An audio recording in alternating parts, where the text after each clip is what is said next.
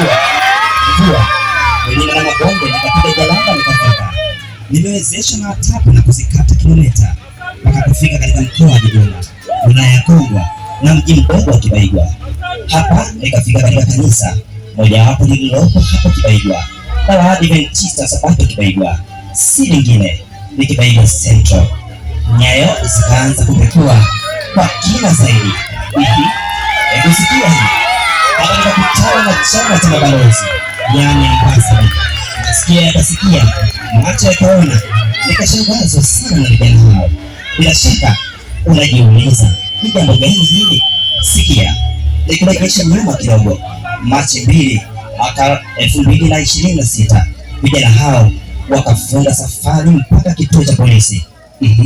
Bila shaka umeshtuka, lakini sikia, habari njema ni hii.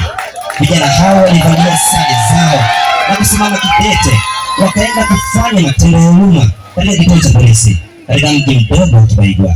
Nyasi zikafyekwa, barabara zikalimwa, vitunguu vikachibwa. Baada ya usafi kufanyika, vitabu vikatolewa takribani 17 tu. Maafande wakavipokea. Tumaini likarejea, si tumaini tu, bali ni tumaini lenye baraka, kwani walitoa shukrani zao za dhati kwa mkuu wa msafara huo wa SYM, Master Wilson Bruno.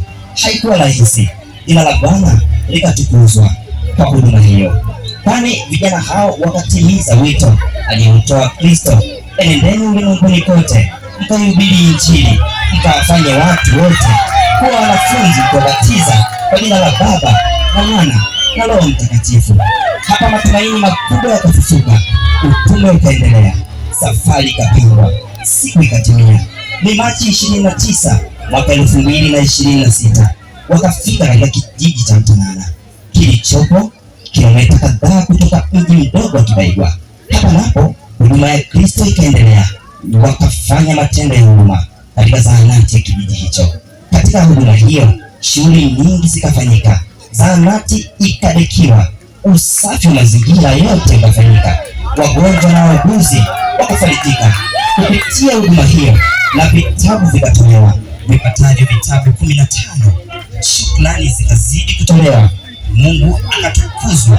Baada ya hayo yote kufanyika, viongozi wakakaa na kufanya tathmini, ndipo wazo likatolewa kuwa weekend camp iweka katika kijiji hicho.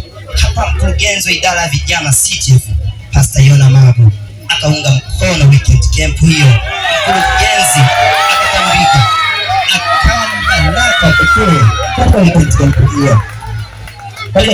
hiyo ambayo ilichukua takriban siku 3 tu. Wakufunzi wa weekend camp hiyo wakawa baraka pekee. Bombo likasomwa, vitabu vikaitika, mafunzo yakatolewa, vijana wakanolewa, na hii yote kwa juhudi za viongozi hao, Master Sokota pamoja naye Master Wanchala, huku wakiongozwa na mkurugenzi wa idara ya vijana CTF Pastor Yona Magu. Huenda unajiuliza vijana hao walipata wapi ujasiri? Sikia, tunayaweza mambo yote katika yeye atutia nguvu. Usikate tamaa, tafakari kisha chukua hatua. Makala hii imeandaliwa na Emmanuel Ndoo, right director ni Yohana Sebanga, na msomaji wako ni mimi Emmanuel Bernardo. Fantastic. 17 hivi ndivyo kanisa langu